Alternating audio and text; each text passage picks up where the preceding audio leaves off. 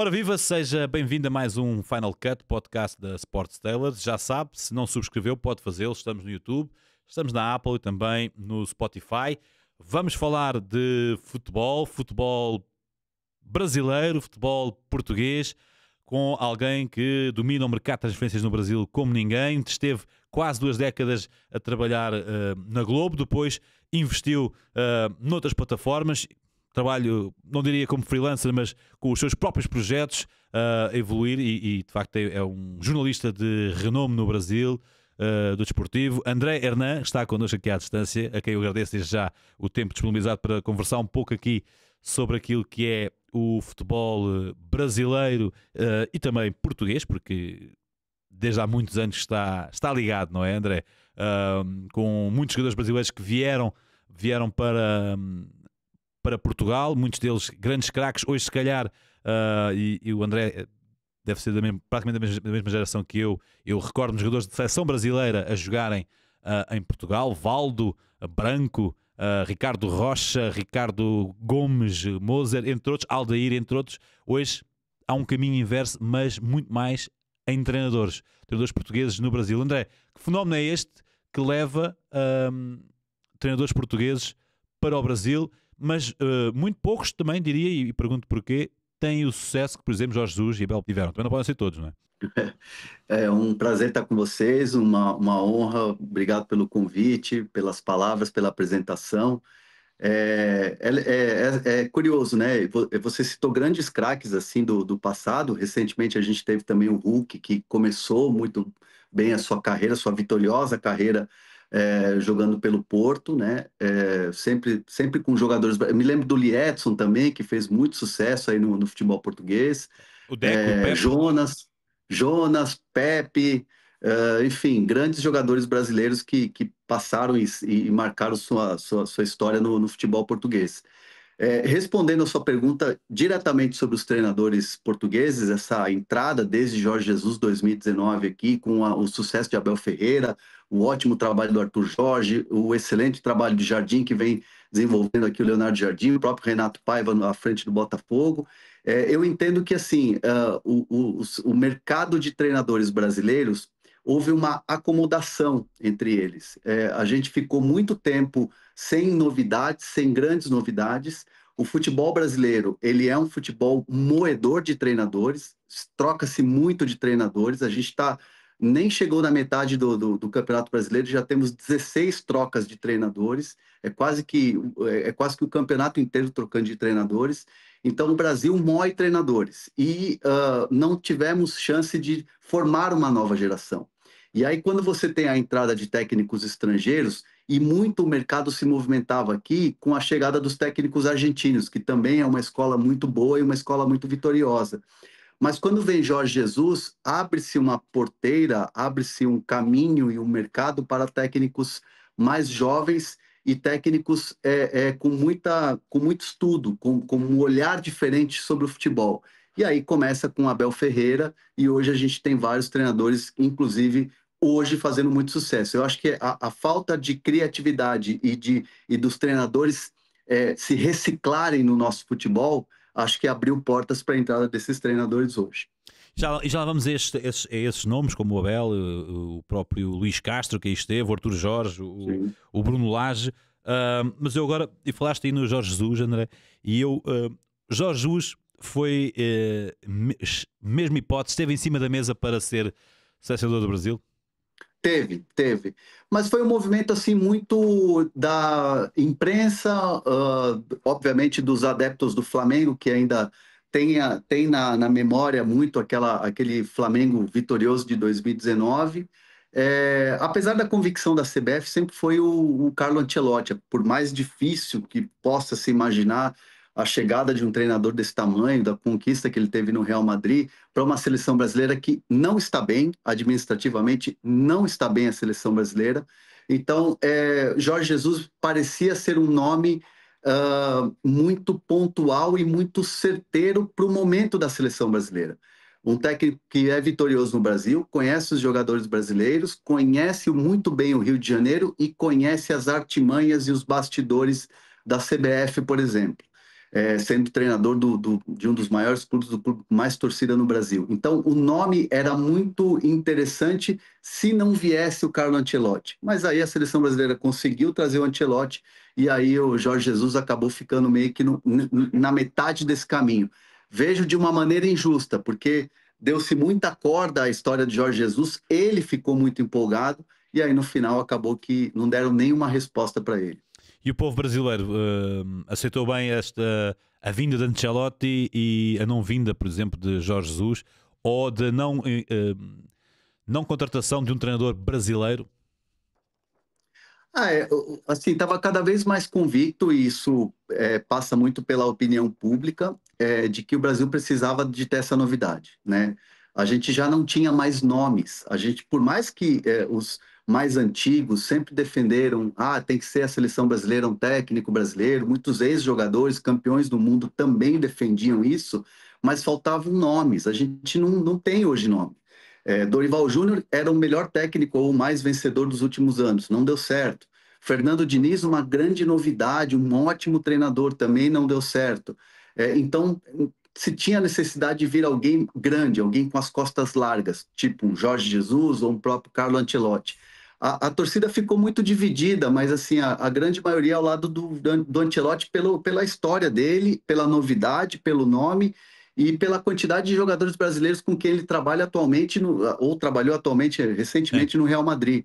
Então, assim, ficou bem dividido, mas hoje a seleção brasileira está em boas mãos. Pelo menos esse início de trabalho me parece ser muito promissor. Para já só um jogo, não é? Do Ancelotti, e quando esta entrevista for para o ar já fez o segundo. O que é que te pareceu o primeiro? Futebol não é videogame, né? Não Sim. é você colocar lá os 11 e no joystick vai lá e faz o time jogar. É um trabalho passo a passo. Acho que o mais importante foi a seleção brasileira parar de perder jogos. A seleção estava perdendo muitos jogos nas eliminatórias, não estava indo bem em amistosos. E acho que o mais importante é um trabalho que vem sendo assim feito de arrumar o time de trás para frente. O Ancelotti é muito bom disso. A gente vê times dele muito bem postados. Então ele está arrumando o time de trás para frente.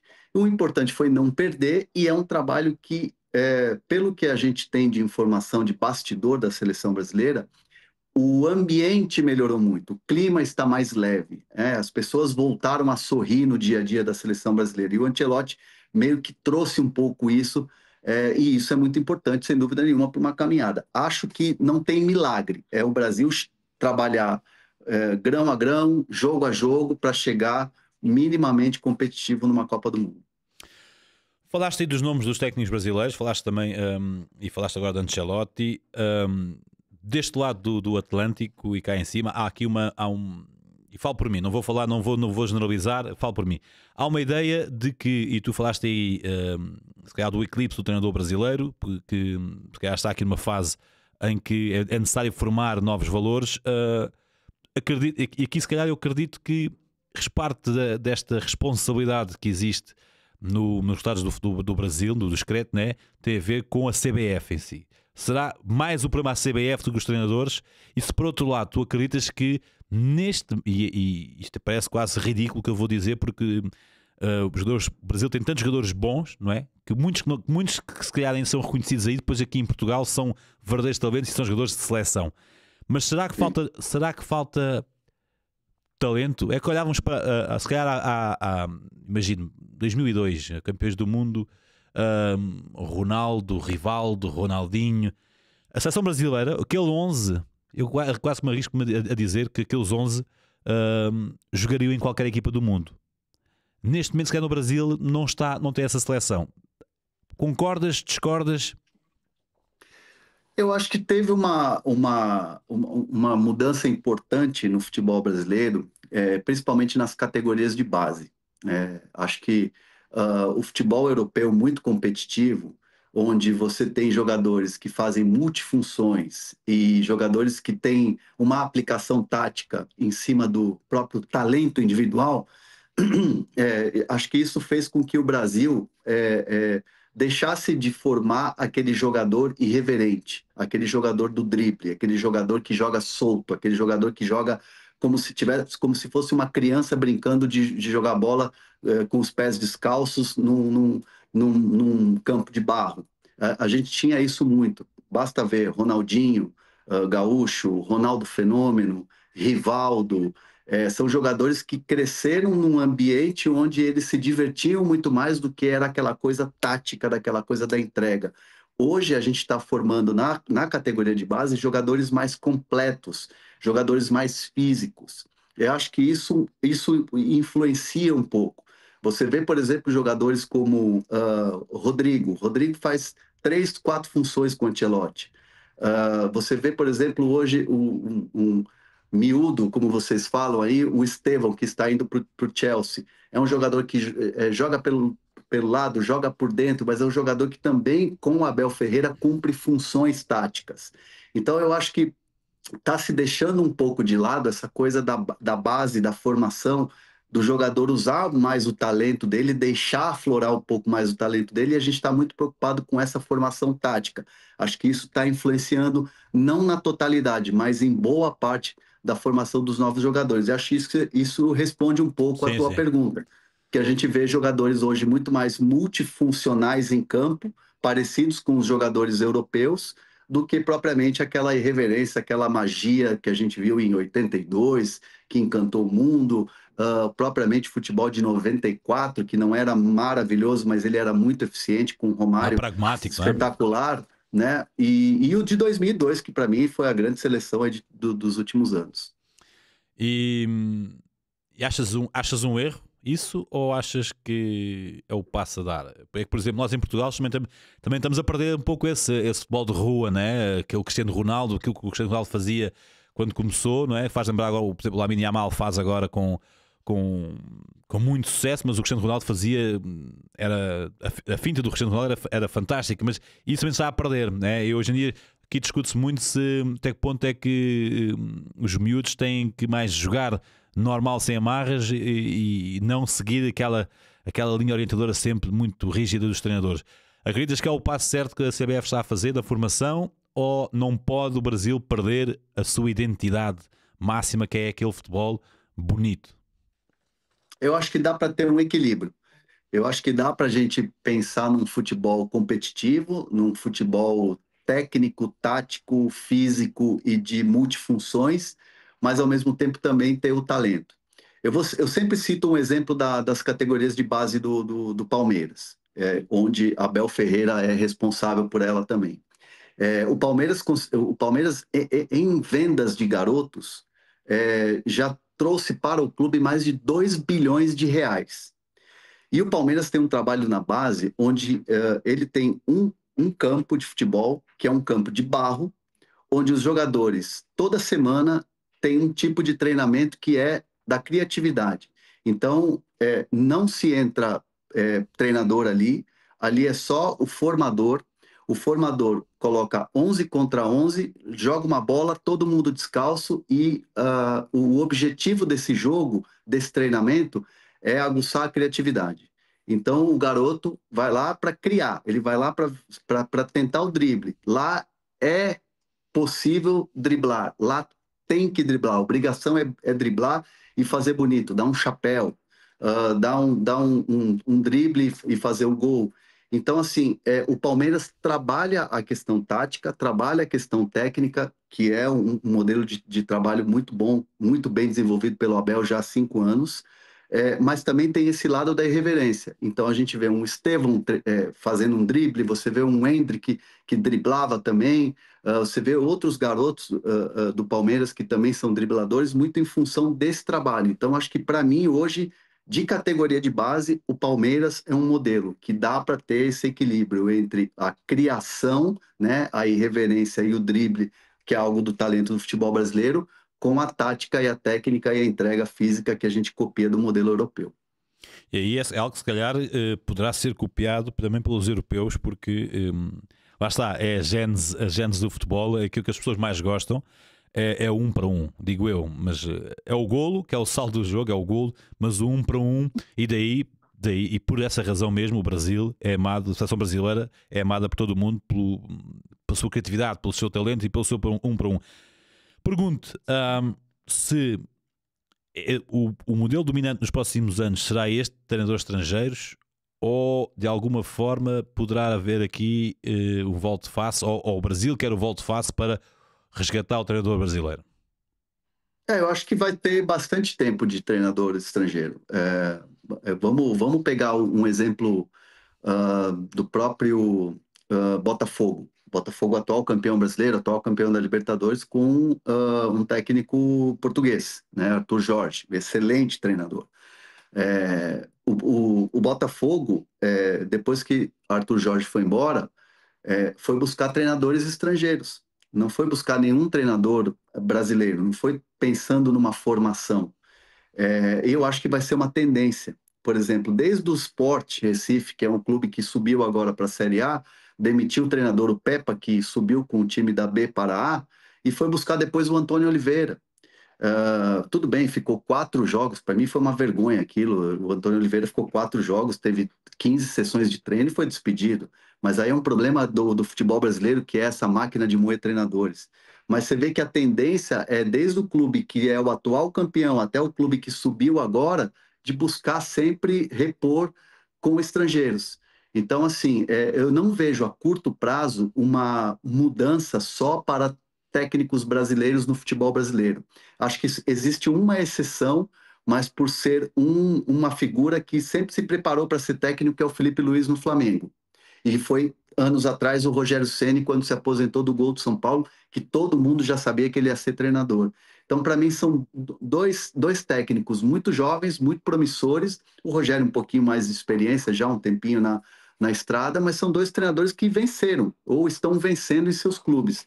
Acho que ali a gente tem um começo, um início, um foco de um trabalho que pode ser desenvolvido, mas a curto prazo eu não vejo. Eu vejo, assim, muitos técnicos estrangeiros ainda vindo para cá. Outros vencedores, outros também não vencedores, porque também a gente fala dos vencedores, mas tem muito treinador que vem aqui, fica 3, 4 jogos e vai embora. Sim, Um sim. exemplo do argentino, o Milito. O Milito fez um trabalho péssimo no Atlético Mineiro. Perdeu 2 finais, inclusive a do Botafogo, inacreditável, quando perdeu um jogador aos 30 segundos de jogo da final. E ele não conseguiu fazer mudanças para. Muito pelo contrário, o Arthur Jorge colocou ele no bolso com 1 a menos. Então, assim, existem treinadores e treinadores. Eu acho que eles vão estar aqui por aqui durante muito tempo. Vês nuances de Jorge Jesus em Filipe Luís. Filipe Luís tem a escola brasileira, mas também tem a escola europeia, né?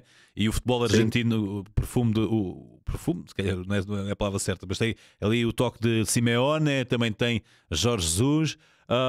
Este Flamengo tem potencial?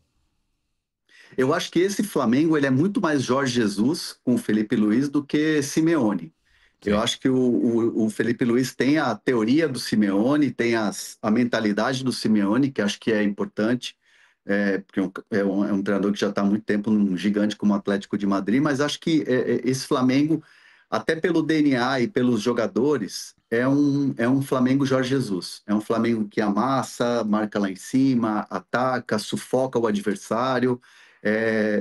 Há um caminho que muito bem deixado ali pelo Jorge Jesus para o Felipe Luiz, que a gente vê nesse Flamengo de hoje, né? E é um Flamengo que conquistou com o Felipe Luiz já uma Copa do Brasil e um campeonato estadual.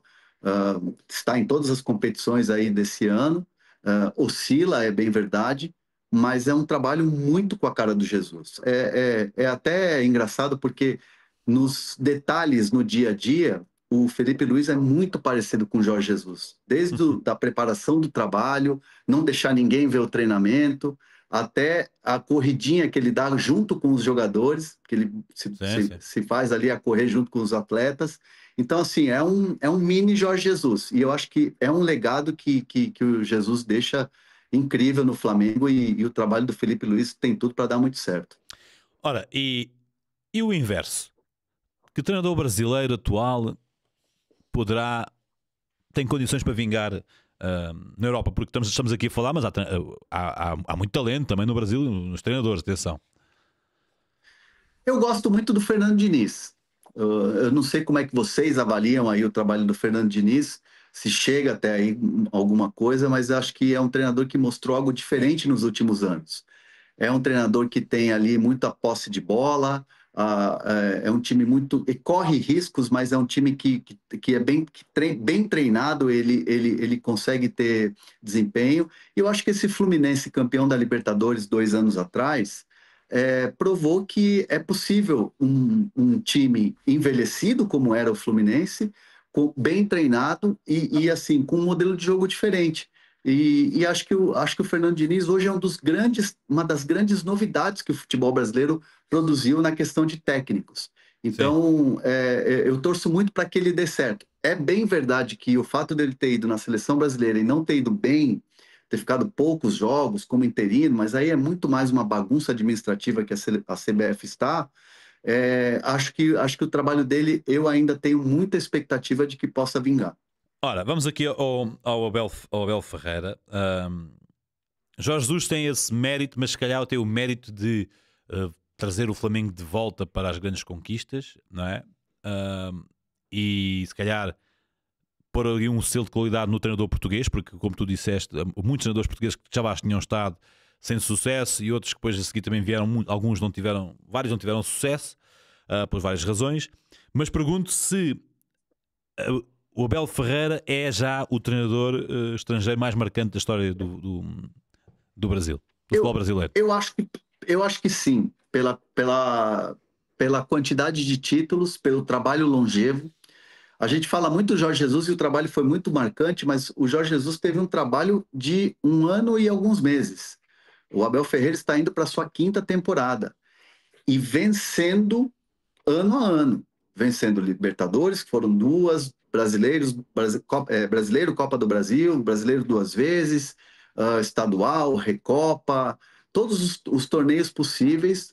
Obviamente, estamos à véspera de começar o Mundial de Clubes, ou já acontecendo aí o Mundial de Clubes, é um pouco mais difícil, né? Por se tratar da diferença que existe hoje no futebol europeu para o futebol brasileiro. Mas eu acho que a capacidade do Abel de gerir o grupo, a capacidade que o Abel tem de montar time e fazer com que esses times se moldem ao longo do tempo, com a saída de 1 ou 2 jogadores, 3, 4, a remontar times. Acho que o Abel tem uma capacidade muito grande, e prova que não à toa, por isso que nos últimos anos ele tem sido tão vitorioso. E há aí também ele também tem, assim, sem lhe tirar o mérito, atenção, muito mérito para o Abel, mas também há que dar o mérito à direção do Palmeiras. Sim, acho que é a organização do clube. Acho que a estrutura que o Abel encontrou desde a sua chegada, quando apostaram num treinador que era totalmente desconhecido do mapa do futebol brasileiro, era o treinador do PAOK, era um treinador que começou sua carreira no Braga, muito jovem. Acho que o fato de terem dado uma estrutura para ele, jogadores, jogadores bons, com uma base um trabalho de base que já estava sendo montado, acho que ele só colocou o talento dele ali. E acho que foi uma junção de tudo. Obviamente, se o Abel Ferreira, com toda a sua qualidade, com toda a sua expertise e a comissão técnica trabalhadora num clube desorganizado, talvez ele durasse 1 ano, talvez durasse uma temporada e meia, uma época e meia. Mas acho que a organização do Palmeiras, com o talento dele, encaixou tão bem que acho que é por isso que está há 5 anos aí vencendo praticamente todos os anos. Dá-me ideia que depois aquela tentação de despedir o treinador, não é? A presidente do Palmeiras acaba por manter e está lado a lado com ele. Mas aqui também tem chegado alguma crítica ao Abel Ferreira eu penso que será mais até pelas conferências de imprensa, não é? Sim. E agora, eu como jornalista também, ou ex-jornalista neste caso, pergunto o que é que a imprensa brasileira faz, não vou dizer mal, mas o que é que a imprensa brasileira faz para que tanto treinador português, e não só, nós aqui chegamos mais o treinador português, não é? Perca as tribeiras nas coletivas, nas conferências de imprensa. Eu acho que o futebol brasileiro, e acho que isso não tem a ver com xenofobia, Não, não, nacionalidade, nada é disso. assim porque é português, não. Eu acho que o futebol brasileiro ele é muito imediatista e muito resultadista, né? Eu acho que aqui a gente tem na quarta-feira, no meio da semana, o treinador que é o monstro, o Deus, o melhor de todos, e aí quando perde no fim de semana ele vira o burro.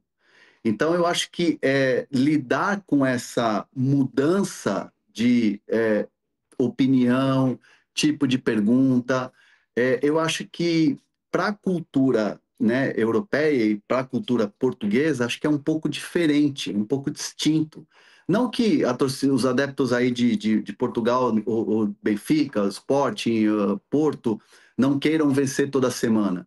Mas eu acho que aqui há um exagero. E também, por outro lado, a cultura do futebol brasileiro, ela é de um calendário extenso, ela é de uma bagunça administrativa, os árbitros não são tão preparados, não são nem profissionais como são profissionais em outros lugares, então também há uma dificuldade de compreensão de quem vem de fora. Então, por isso, muitas vezes, nas entrevistas, a gente vê alguns embates entre jornalistas e também treinadores. O Abel cansou já de ter seus embates, o próprio Renato Paiva, o Arthur Jorge também, mas é muito mais por esse choque cultural de entendimento do futebol do que qualquer outra coisa. Não é nada contra os portugueses. Isso eu também não acredito que seja. Não acredito que seja específico. Acredito que seja. O Renato Paiva uma vez teve, de facto, não gostou muito e não me lembro aqui muito bem o que é que ele me disse, mas de facto houve ali uma coisa que ele se calhar até levou aquilo mais para o pessoal. Mas nada daqui de. Sim. Até porque eu acho a diferença, se calhar, é que, e nada se desprimou para os jornalistas portugueses, eu penso que o jornalista brasileiro é mais incisivo, mais agressivo, se calhar, na procura da resposta, não é? E por vezes isso, se calhar, é capaz de chocar a quem não está tão habituado. Permite-me perguntar. O Botafogo viveu uma montanha russa aqui com treinadores portugueses, né? Todos eles de muita qualidade, começando pelo Luís Castro, que, por exemplo, em Portugal não teve sucesso nos grandes clubes, também não teve tempo para isso, porque se tivesse, calhar tinha tido. Luís Castro, Bruno Lage, essa história foi... Quem é que mandou nesta história? Quem foi o narrador desta história Botafogo? Até chegar a Arthur Jorge, que depois teve o sucesso que se conhece. Eu acho que o Luiz Castro fez um grande trabalho, vinha fazendo um grande trabalho, até que teve uma proposta irrecusável do Al Nassr, né? Para trabalhar com o Cristiano Ronaldo, quem não quer, né? É muito difícil, ainda mais quando você é um técnico português, você atender a um chamado de uma figura gigante como o Cristiano Ronaldo. E dito isso, a chegada do Bruno Lage, para mim, foi um- o Bruno Lage é um bom treinador, mas ele me decepcionou um pouco quando essa coisa do perder um jogo, parecia que ele tinha perdido o campeonato. Ele praticamente colocou o cargo à disposição numa conferência de imprensa.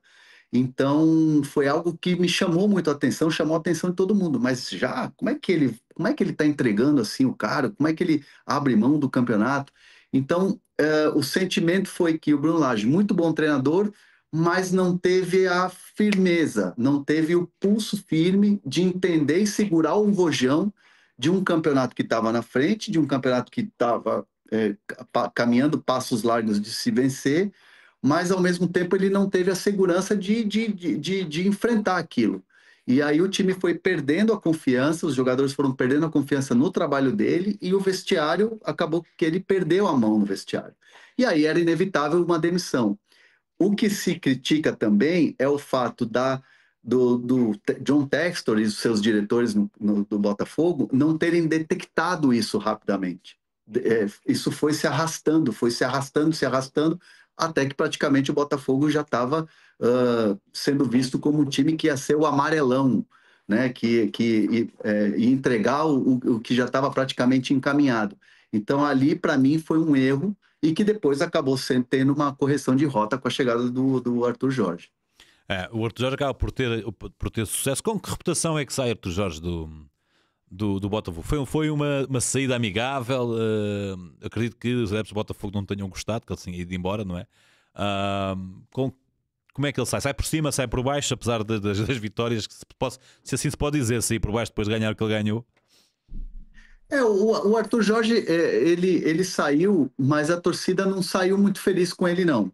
Ele tem o carinho do torcedor, o torcedor é muito grato por ele, mas a maneira como ele saiu não deixou a torcida feliz, né? Porque o torcedor quer que ele renove, pô, você é campeão, tem um Botafogo que é uma SAF, que tem dinheiro, por que você não vai ficar? Ah, vai para o Al Rayyan. O que é o Al Rayyan perto do Botafogo, que vai disputar o Mundial, é o atual campeão? Obviamente, a gente sabe do bastidor, eu sei do bastidor, o Arthur Jorge queria renovar, teve ali uma diferença entre o Textor e quem administra a carreira do Arthur Jorge nas questões de valores e tal. E aí acabou ele abraçando uma proposta muito boa, que é um clube importante do Catar, que é o Rayyan. Tanto que ele chegou às finais, está muito bem lá no Catar. Mas, assim, eu acho que não tem um culpado. Eu acho que faltou os dois lados cederem.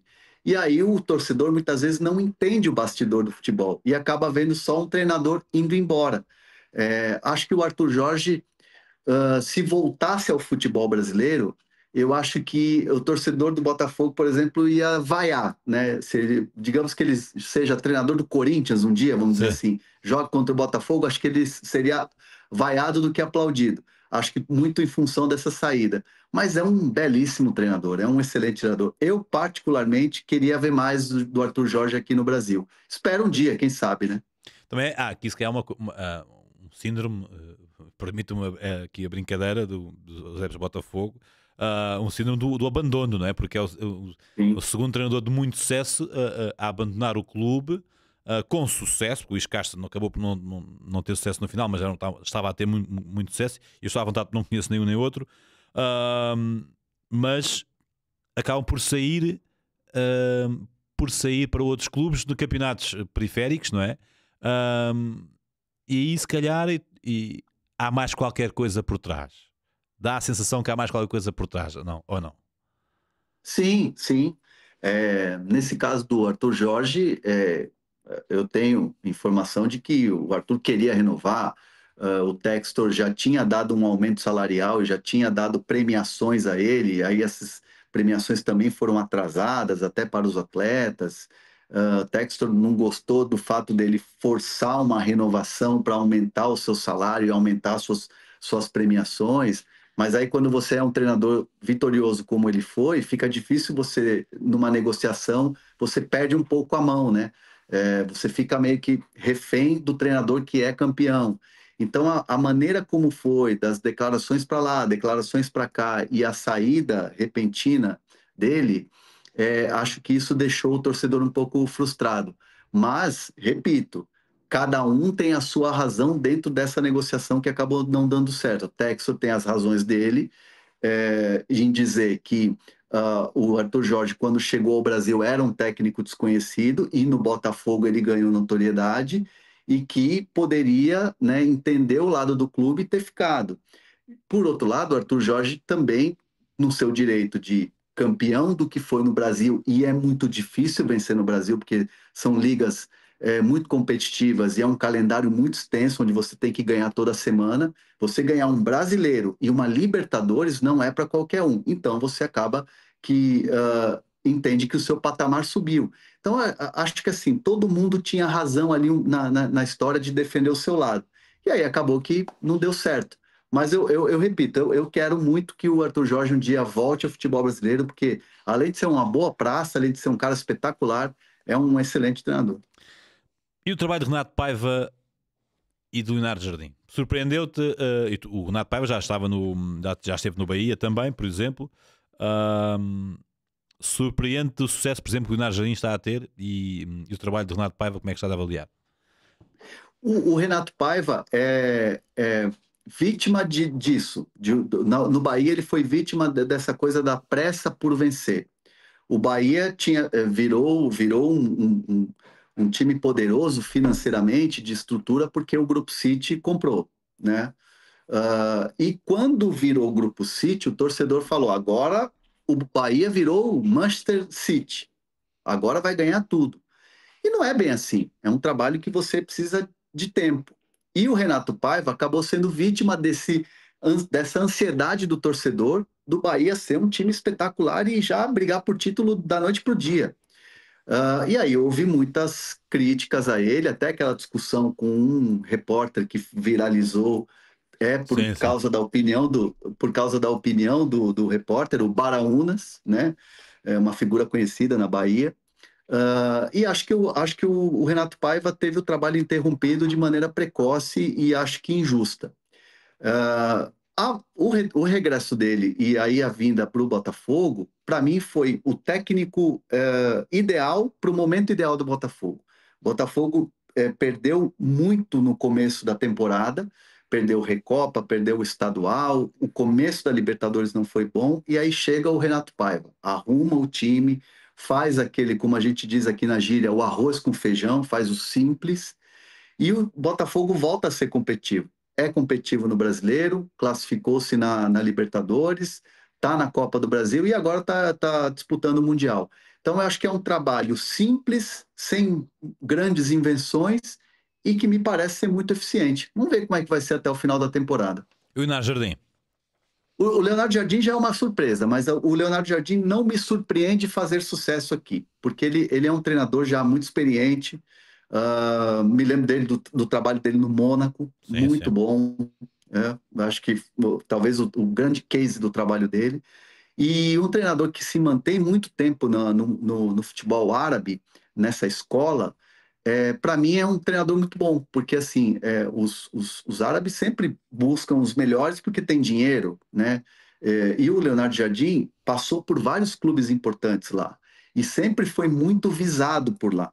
Já há duas épocas que a gente fala aqui no mercado brasileiro em Leonardo Jardim, por causa dessa abertura de treinadores portugueses aqui para o mercado brasileiro. E o Leonardo Jardim sempre esteve no imaginário de muitas torcidas, mas ele, Leonardo Jardim, nunca esteve com o propósito de vir ao Brasil. Agora que foi diferente e com o investimento que tem o Cruzeiro, aconteceu algo para mim que é fundamental na vida de um clube para uma chegada de um treinador. O Cruzeiro saiu contratando porque tem muito dinheiro e contratou jogadores como Gabigol, Dudu, Caio Jorge, Cássio, Fabrício Bruno, que era titular no Flamengo, pagando. Ó, eu pago e trago esses jogadores. Só que quando chega o Leonardo Jardim diz o seguinte: não adianta você contratar um monte de jogador bom e não formar um time. E o dono da SAF Cruzeiro falou: então monte esse time da sua maneira. E ele foi tirando o Dudu, foi deixando o Gabigol no banco de reservas. Muita gente pensou: esse treinador vai ter vida curta. E ao contrário, ele conseguiu, com o respeito que tem, com a experiência que tem, com o comando que tem, é um cara que fala muito a verdade na cara do jogador, e acho que isso é muito importante, conseguiu mudar a cara do Cruzeiro. O Cruzeiro hoje briga pela ponta do brasileiro, e é um time que é muito promissor para o ano que vem. Está sendo montado esse ano, pode conquistar, para mim é um dos favoritos a conquistar o Brasileirão, e é um time que pode surpreender. Acho que o trabalho do Leonardo Jardim hoje, desses treinadores que estão chegando agora, para mim é o melhor. Ora, quais são os valores que tu vês, os jogadores que tu vês aí brasileiros a saírem para a Europa com sucesso? Agora no futuro, a curto prazo. O curto prazo, o futebol brasileiro ele tem uma curiosidade que muitas vezes a gente vê atletas que saem muito jovens e voltam, e muitas vezes até a gente, por ser resultadista, olha para esses jogadores como jogadores que fracassaram na Europa. Eu vou citar três exemplos aqui. O Pedro, que hoje é um grande camisa 9 do futebol brasileiro, foi para a Europa, não deu certo, voltou, multicampeão no Flamengo. O Gabigol, a mesma coisa, foi para a Europa, passou inclusive em Portugal, não deu certo, Passou pelo Benfica. pelo Sim. Benfica, voltou multicampeão. E o Leonardo Jardim, para citar o Leonardo Jardim, ele tem na mão hoje, para mim, uma joia, que é um jogador muito promissor, que é o Caio Jorge. É um atacante que apareceu como os miúdos lá da Vila, os meninos da Vila, no Santos, muito bem, e o Santos, com muita dificuldade financeira, teve que vender. ele foi para a Itália, rodou por alguns países, teve uma lesão grave, é bem verdade, retornou ao futebol brasileiro. Muita gente falou: esse moleque fracassou na Europa. E hoje é um dos principais goleadores da Liga Brasileira. E muito bem, claro, graças ao trabalho de um ótimo treinador como é o Leonardo Jardim. Então eu vejo assim que o futebol brasileiro, às vezes, ele exporta jogadores muito pela necessidade de vender, pela desorganização dos clubes. Se esses jogadores ficassem um tempinho a mais e fossem para a Europa Mais tarde, vencedores, não é? como foi o Endrick, por exemplo, agora, que ganhou 2 brasileiros para o Palmeiras e aí depois se transferiu para o Real Madrid, eu acho que seria o caminho correto, mas muitas vezes esse caminho correto, esse mundo ideal, ele fica só no imaginário mesmo. Mas vês algum jogador a sair agora assim rapidamente na Se eu calha? vejo Sim, agora, se eu Bom, eu vejo. Bom, tem o Estevão, que já agora já está se transferindo para o Chelsea. É, existem alguns jogadores que estão despontando, por exemplo, eu cito 2 do Flamengo, que é Lohan e Joshua. O Joshua é um jogador de 17 anos que tem mais de 100 gols nas categorias de base do Flamengo. É uma joia. É uma joia que hoje vale. A multa rescisória é 100 milhões de euros, para se ter uma ideia. sim. Outro jogador que o Palmeiras tem é o Alan, é um ponta, um jogador de velocidade. O São Paulo, que é um time muito importante, muito vencedor e que está buscando um melhor momento assim dentro do futebol, pela questão da desorganização. Tem, por exemplo, um guri chamado Luca, que é muito bom, que aos 17 anos fez um gol que classificou o time para oitavas da Libertadores, é outro também que tem uma multa rescisória alta. Tem Lucas Ferreira, do São Paulo também, que é um ponta grande, forte. Ele lembra, assim, fisicamente o Bruno Henrique, e é um jogador de muita velocidade. É, o Brasil sempre promove muitos jogadores, mas infelizmente esses jogadores às vezes saem cedo demais. E acho que é o que vai acabar acontecendo com esses jogadores aí que eu te citei. Nós temos tido, por exemplo, aqui, vem-me logo aqui à cabeça como uma pessoa, um fantástico, craque como pessoa. Aliás, os dois jogadores que eu vou citar são craques como pessoa, o Lucas Veríssimo e o Everton, o Cebolinha, com quem eu Sim. tive a oportunidade de trabalhar no Benfica. O futebol brasileiro recebe bem esses jogadores que por uma razão ou outra não têm sucesso. O Everton voltou a ser o mesmo, por exemplo? Não, o Everton Cebolinha ele é uma incógnita, né? Porque ele apareceu muito bem no Fortaleza, depois ele foi para o Grêmio. No Grêmio ele chegou à seleção brasileira com o Tite. E ele arrebentou na última Copa América que o Brasil ganhou, 2019. O Everton Cebolinha foi o grande destaque, porque o Neymar estava machucado. Então ele era o jogador que substituía o Neymar pelos lados do campo, com velocidade e tudo mais. Depois foi pro Benfica, foi pro futebol europeu e Com Jorge estacionou. Jesus, com Jorge Jesus, atenção. É, estacionou. Ele é um jogador que não conseguiu se desenvolver. E mesmo esse regresso dele ao Flamengo não é uma volta assim espetacular. Tanto que hoje no mercado de meio de ano, na janela que a gente vai ter agora no meio do ano, o Flamengo o coloca como um jogador negociável. Então, assim, para mim é um grande ponto de interrogação se o Cebolinha foi um jogador de momento ou se de fato ele é um jogador que está numa má fase, mas é uma má fase que já dura um bom tempo. O Veríssimo teve lesão, né? Sim, O Veríssimo a craque. gente apontava como um zagueiro craque, um zagueiro que ia ser capitão da seleção brasileira. Mas ele teve lesões, teve uma sequência de lesões. Teve uma situação muito curiosa no Corinthians, que o Corinthians o contratou, mas não assinou, ele vestiu a camisa, mas não assinou o contrato, e aí o do Rail acabou contratando ele agora, né? Então, assim, são coisas que acontecem no futebol brasileiro, mas acho que o Veríssimo é um jogador também que teve essa lesão que o atrapalhou demais, uma pena. Há o exemplo também do Verón no Futebol Clube do Porto, mas estamos aqui a ficar já sem tempo e eu queria também aqui falar um pouco do André, né? Porque aquilo que tu fazes ou aquilo a que tu te propuseste a determinada altura da tua carreira foi mudar completamente de vida, né? E arriscar tudo, ou não? Houve esse risco quando tu percebeste que o teu caminho... Para já, o que é que te levou a sair da Globo, né? No sentido daquilo que querias para ti? Isso foi um risco enorme que tu correste, ou não? Ou já estava tudo bem preparado para tu fazeres aquilo que querias fazer com sucesso? Eu acho que risco sempre vai ter, né? Sempre tem um risco quando você faz uma mudança.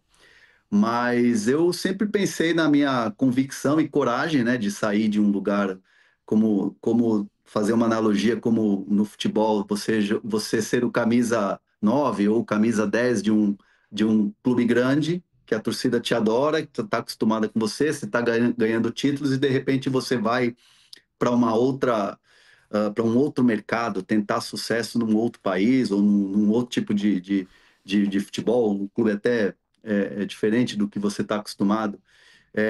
Eu já estava vendo que assim a minha contribuição com a televisão ela já estava feita, né?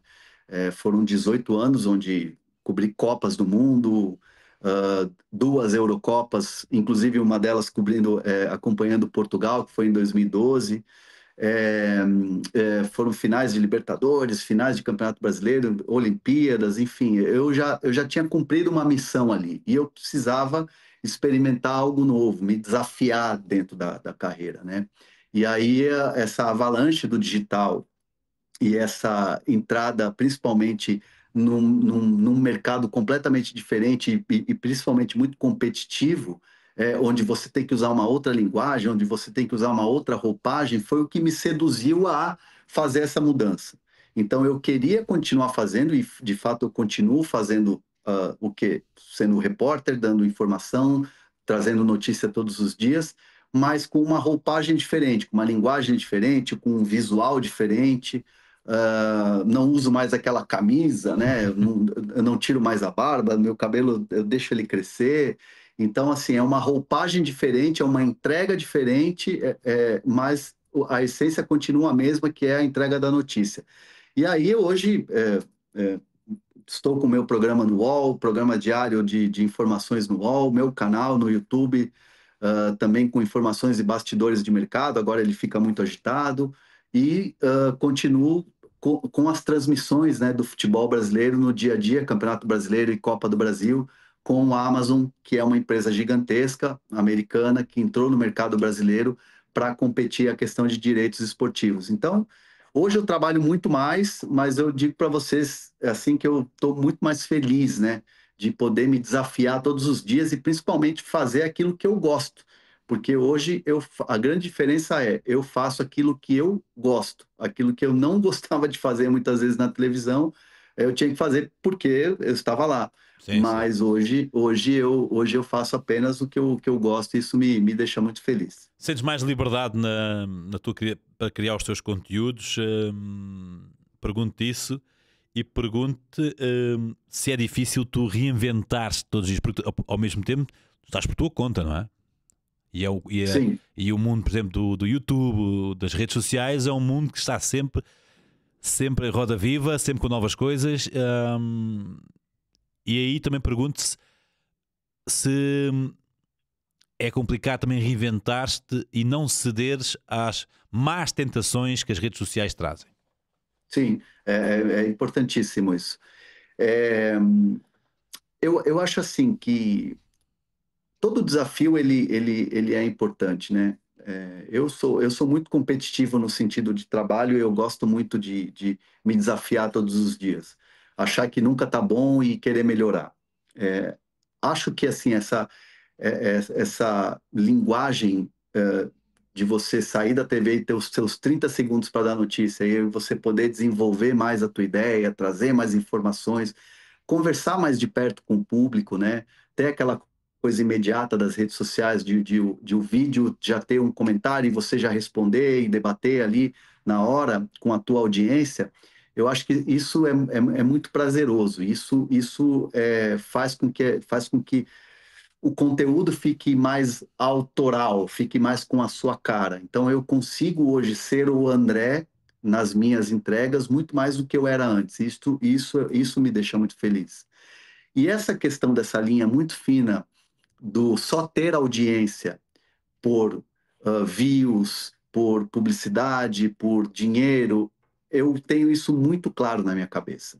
Eu não, dificilmente alguém que conhece o meu trabalho, que me acompanha há muitos anos, vai me ver abrindo uma live ou abrindo uma câmera e sair gritando e esbravejando porque o time perdeu, ou fazer críticas a um profissional, por views ou por simplesmente ganhar notoriedade com isso. Eu tenho isso muito claro na minha cabeça, que a credibilidade e a reputação que eu construí ao longo dos anos, vindo desde a televisão, isso você pode perder muito rapidamente na internet. Sim. Então, eu sempre busco ser muito equilibrado, e acho que esse equilíbrio tá dando certo. Acho que antes eu não tinha tanta entrada com jogadores, com empresários, com treinadores, com dirigentes, como eu tenho hoje com o meu trabalho autoral, sendo da minha maneira e do jeito que eu gosto de trabalhar, não estando atrás de uma grande empresa. Acho que hoje eu vivo um melhor momento de carreira. Mas agora eu pergunto, se tens esse desafio também, essa dificuldade que é, tu não deixas de ser jornalista, não é? Tu és jornalista, a tua gênese é jornalista, e por vezes vais competir, entre aspas, pela audiência e pela informação, não é? Pela notícia, que é o que o jornalista vive, pela aquela notícia, aquela primeira hora, última hora, não é? O primeiro a dar, com pessoas que não são jornalistas, que não se regem pelo mesmo código. É difícil aí no Brasil esse tipo de competição, e é difícil, e por um lado, manter-te leal a ti próprio, né? Porque há sempre, e tu já disseste que não te esqueces, mas há essa luta desleal, entre aspas. Sim, sim.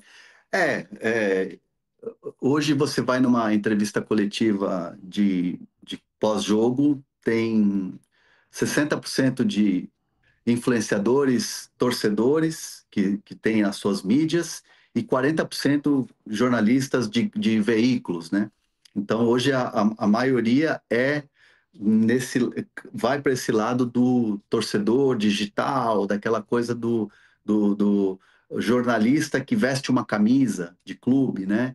E isso é muito tentador para você virar segmentado e trabalhar só apenas um viés de um clube. O meu desafio foi estar no digital, estar na internet, continuar sendo jornalista e ampliar o meu horizonte, assim. Antes eu sou muito focado em São Paulo, mas hoje eu me tornei e já me considero uma figura nacional. Então eu vou a Belo Horizonte, o torcedor do Cruzeiro reconhece que eu vou dar as notícias do Cruzeiro, que eu vou trazer a informação de que Leonardo Jardim é o novo técnico do Cruzeiro.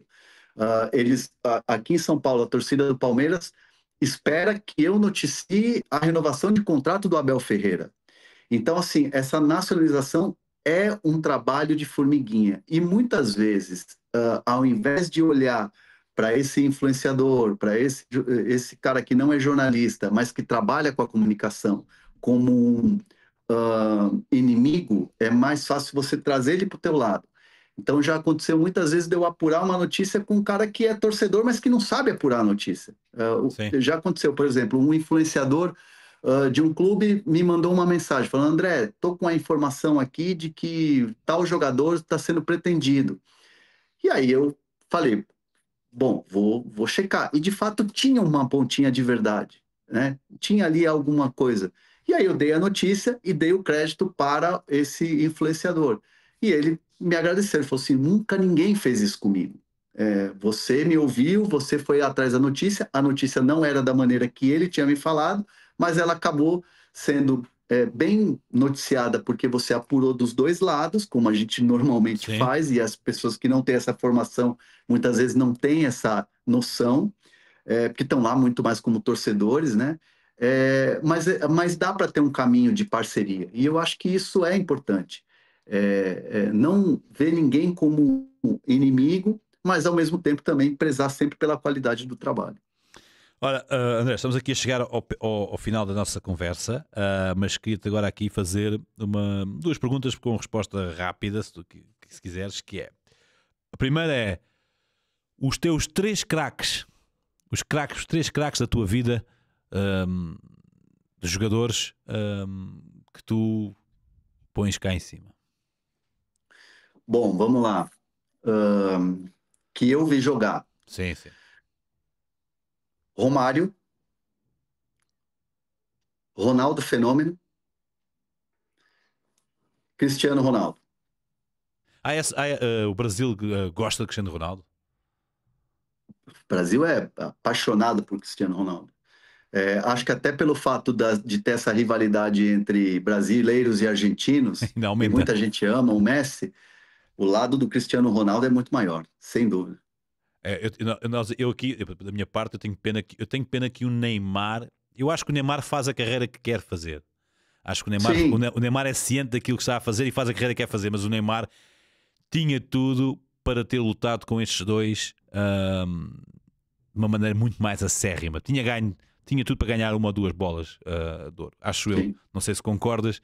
Acho que o Neymar podia ter sido muito mais do que para o futebol mundial do que foi. E até para o Brasil, mas pronto. Não, eu concordo. Acho que o Neymar é uma é uma pena a gente não ter um Neymar campeão do mundo ou um Neymar melhor do mundo. Acho que ele é um jogador extraordinário. É. Eu particularmente, eu acompanhei a carreira do Neymar desde quando ele surge no Santos, aos 17 anos, numa Copa São Paulo, né? E até a saída dele até o Barcelona, acompanhando na seleção brasileira, óbvio. Mas é um jogador que desperta amor e ódio aqui no Brasil, né? Existem os haters do Neymar e os fãs, né? E há uma polarização muito grande. Quem gosta do Neymar defende a morte. Ele pode fazer milhões de coisas erradas, mas vão estar sempre É defendendo. como Cristiano aqui em Portugal. Sim. E os que odeiam o Neymar, ele pode arrebentar num jogo. Sempre vai ter um porém. Mas ele fez um gol. Outro dia ele fez um gol olímpico pelo Santos, arrebentou no. Mas é contra um time fraquíssimo do Campeonato Paulista. O Neymar não consegue mais nada. Então eu acho que assim, ele desperta esse amor e ódio, e assim como é o Cristiano Ronaldo aí, mas com a diferença de que o Cristiano Ronaldo aos 40 anos está ganhando título, né? Está ajudando Portugal a ganhar Sim, títulos. sim. E eu não vejo o Neymar com 40 anos jogando bola. Eu também não, mas o Cristiano Ronaldo aqui eu penso que é unânime. O que há os haters do talento do Cristiano Ronaldo, que acabam por, Sim. de certa forma, virar já está velho, já está. Porque penso que mesmo aquele que não gosta, lá dentro torce para que ele marque gols, né? Porque é Portugal. E a verdade é que falaste aí no Euro 2012 e Portugal teve a sua desforra nos penaltis. Agora, nesta Liga das Nações que Portugal venceu, fez festa, que lá está com o Cristiano Ronaldo. Uma vez mais a ser decisivo, ser importante. Agora, falaste do passado e para encerrar a nossa conversa, os três craques do futuro. Os três craques do futuro. Para mim, eu gosto. Bom, acho que o Yamal é um jogador que dispensa comentários. Acho que hoje ele é o grande nome aí dos jovens do futebol mundial. Eu gosto muito do Cole Palmer. Eu gosto muito desse moleque. Acho ele muito bom de bola. E vou puxar para o lado brasileiro aqui. Acho que o Poxa. Estevão é um jogador que vai jogar com o Palmer agora, a partir do meio do ano, né? Dessa nova época aí que vai começar no futebol europeu. Coloco esses três: Yamal, Palmer e o Estevão, que eu gosto muito dele pessoalmente, e é um moleque que eu quero que brilhe muito. André, muito obrigado por este tempinho, por este bate-papo sempre bom, esta resenha boa. Mais oportunidades haverão com certeza. Talvez que daqui a um ano estaremos a falar uma vez mais para fazer o balanço do futebol brasileiro, do campeonato brasileiro, dos treinadores que por lá passam portugueses, e também, se calhar, do crescimento do futebol brasileiro, porque o Brasil, a seleção brasileira as pessoas pagam, há bocado falamos de Neymar, as pessoas pagam, eu pagaria bilhete para ver Neymar jogar, da mesma forma que pagaria para ver a seleção brasileira jogar, porque é sempre maravilhoso. Penso que está ali num impasse, numa crise que todavia todas as potências passam. André, foi um privilégio falar contigo, um jornalista sério, credível, com uma carreira feita no Brasil, mas que chega até este lado do Atlântico. Muito obrigado também a si que nos acompanhou ao longo desta hora de conversa à distância com André Hernan, um dos grandes jornalistas do futebol, neste caso da comunicação brasileira, mas do futebol brasileiro. E não só, já sabe, é clicar aí no like se gostou, comentar e partilhar. Nós voltaremos noutra oportunidade com mais um convidado de muito valor. Até à próxima.